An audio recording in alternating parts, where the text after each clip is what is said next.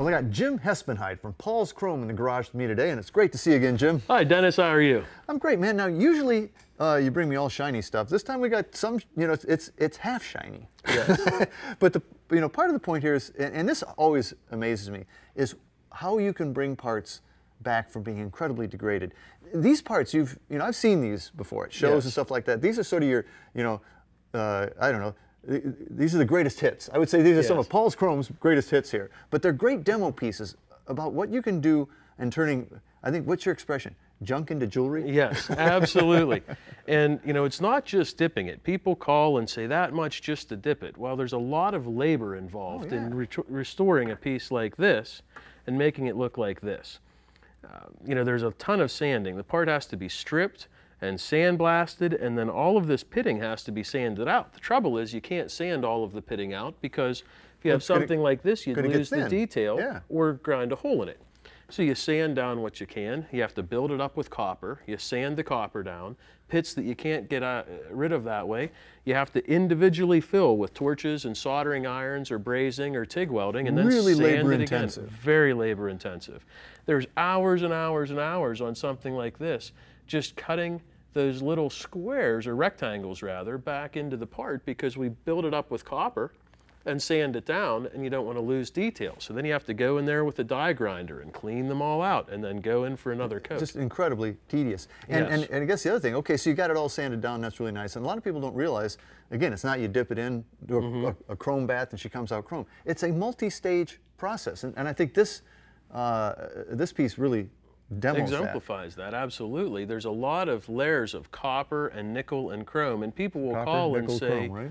Yes, and people will call and say, do you do triple plating? Well, yes, we do triple plating, but we're doing triple plating a bunch of times. Something like this will get triple plated and sanded down and triple plated again. We'll copper it and nickel it and copper it and nickel it until, we have a perfect mirror finish for the final chrome plating. And you have to have that, because if you don't have that, you're going to end up with a flawed job. Absolutely.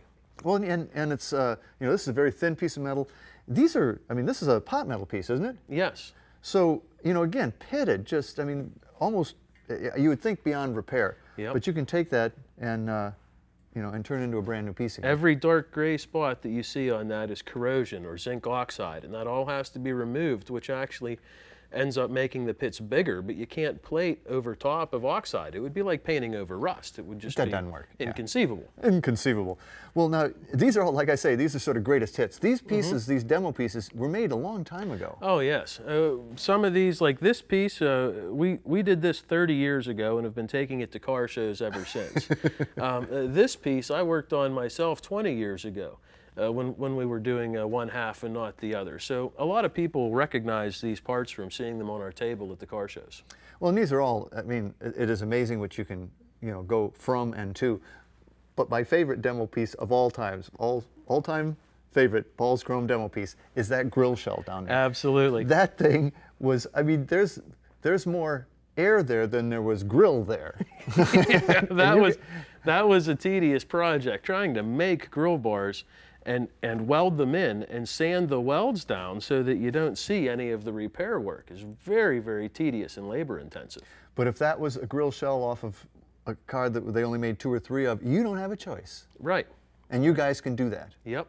We've received grills in boxes that we've had to fit back together like jigsaw puzzles before, and then fabricate pieces for the missing areas. And that's what we do. It's like brand new and shiny. Turning your junk into jewelry, Dennis. That's right, and that's Paul's Chrome. Yes, that is. Well, hey, if you want to learn anything more about the Chrome process or all the great stuff Paul's Chrome does, log on to myclassiccar.com.